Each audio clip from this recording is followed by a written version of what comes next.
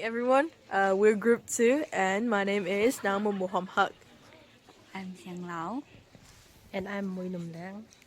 And today we're going to interview the villagers about their daily life. So, yeah, let's go together. For our field study, we visited a rural village named Wanhung to observe everyday life, lifestyle, and consumptions, and also document the food, clothing, housing, consumer goods, and study impact of media and brand and remittances. Our aim was to understand how people live, work, and adapt to social and economic changes. In this presentation, we'll explain what we observe and how these observations relate to the concept we learn in peasant society. We first observed the everyday routines of different age groups. Elder villagers usually spend their time visiting each other, sharing news, exchanging information, and keeping the community updated. This showed the importance of social bonding in rural life. Middle-aged villagers are mainly engaged in labor work, especially farming and rice field activities. Teenagers, on the other hand, have more contact with city life.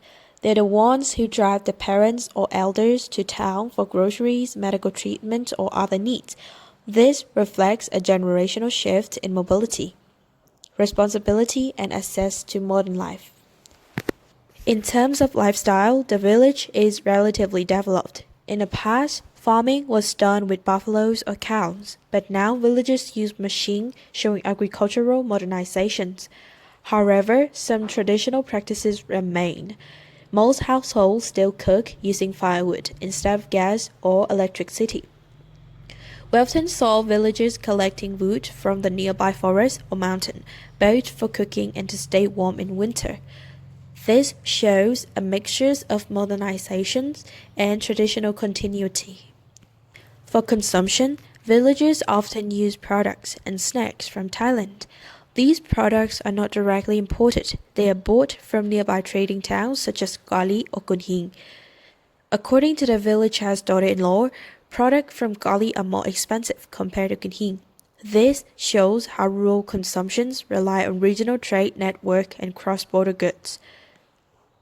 Most villagers tell us that their food is bought from the market rather than homegrown. Vegetables are rarely planted in house garden because chickens often eat them. Food is also seasonal. During winter, villagers commonly eat a jelly-like traditional food called nang tung in Thai language.